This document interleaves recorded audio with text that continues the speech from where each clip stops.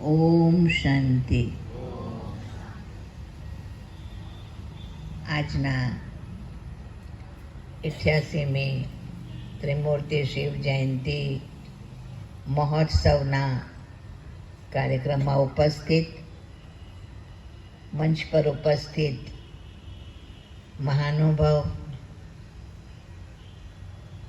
તથા સભામાં ઉપસ્થિત આત્મિક ભાઈઓ અને બહેનો, આપણે સૌએ શિવરાત્રિ તો ઉજવી.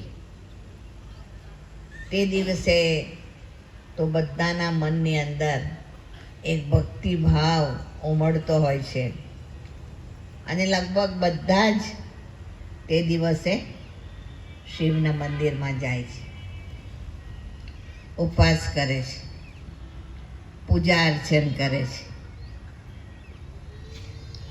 શિવને દૂધ ચડાવે છે, પાણી ચડાવે છે, ફૂલ ચડાવે છે અને દિવસ પૂરો થઈ જાય છે. પણ એ કોની યાદગાર છે?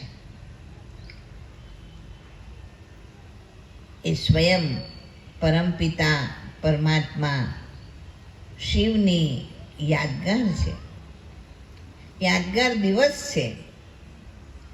શિવરાત્રિ આપણે કહીએ છીએ, બાકી બધાની જયંતિ મનાવીએ છીએ, પણ શિવની રાત્રિ મનાવીએ છીએ કારણ કે પરમાત્મા શિવ રાત્રિના સમયે આવે છે.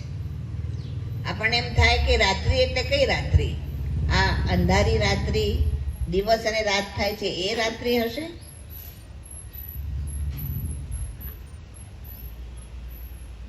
પણ ખરેખર પરમાત્મા આ સૃષ્ટિ પર અજ્ઞાન રૂપી અંધારી રાત્રિમાં આવે છે. અજ્ઞાન રૂપી. આપણને એમ થાય અજ્ઞાન શાનું? જ્ઞાન તો હવે ખૂબ જ વધી રહ્યું છે. વ્યક્તિ ચંદ્ર સુધી પહોંચી ગયો છે, આપણા સાયન્ટિસ્ટ ત્યાં સુધી પહોંચાડી દીધા છે. સાગરના તળિયા સુધી પહોંચવાનું જ્ઞાન પણ આપણે ધીમે ધીમે પ્રાપ્ત કરી રહ્યા છે. આ દુનિયાના 5 તત્વો વિશેનું જ્ઞાન પણ ખૂબ જ આપણને છે. અને આજે હવે કોમ્પ્યુટર સાયન્સ એક એવું વિજ્ઞાન આપણા સૌની સમક્ષ આવ્યું છે કે આશ્ચર્યજનક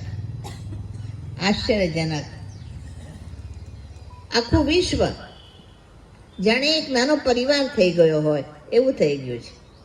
આજે અહીંયા બેઠા બેઠા તમારા સંબંધી, પોતાના પુત્ર પુત્રી, માતા પિતા જે વિદેશમાં રહેતા હોય, લંડન, અમેરિકા, કેનેડા, ઓસ્ટ્રેલિયા, ગમે ત્યાં રહેતા હોય, પણ એક ક્ષણમાં ત્યાં સુધી આપણાથી પહોંચી શકાય છે.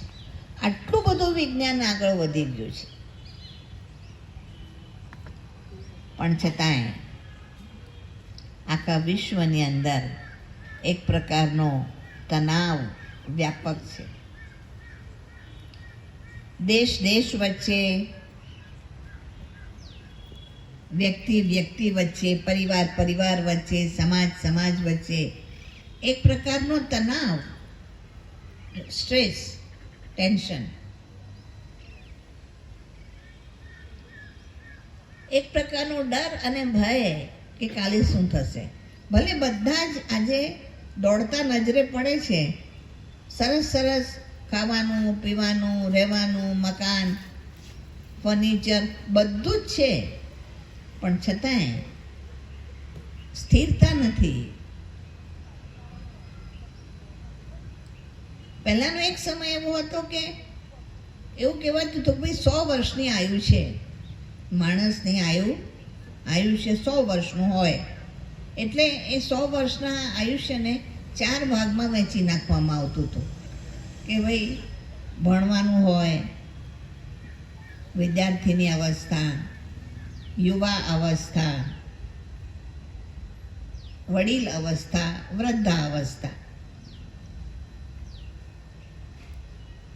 એવું વિચાર કરે કે આપણે કદાચ 50 વર્ષ પછી, 60 વર્ષ પછી, 70 વર્ષ પછી ભગવાનનું નામ લઈશું. જેમ હમણાં નરેન્દ્રભાઈ કહેતા હતા, કેવું વિચારે કે મોટા થઈશું ત્યારે ભગવાનનું નામ લઈશું. પણ આજના સમયની અંદર મોટા થવાની ગેરંટી છે ગેરંટી કે મોટા થવાશે? આપણે જાણીએ છીએ કે આજે કોઈ ભરોસો નથી. સ્ટ્રેસ, ટેન્શન એટલું બધું વધી ગયું છે કે આજે વય નાની હોય, 25 વર્ષ, 30 વર્ષ, 35 વર્ષ, એટલા બધા કિસ્સા એવા બને છે કે એટલી નાની વયમાં જ હાર્ટ એટેક આવતો હોય છે.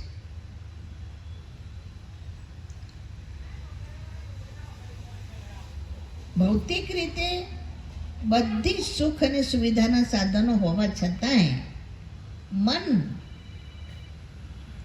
મનને શાંત કેવી રીતે કરવું?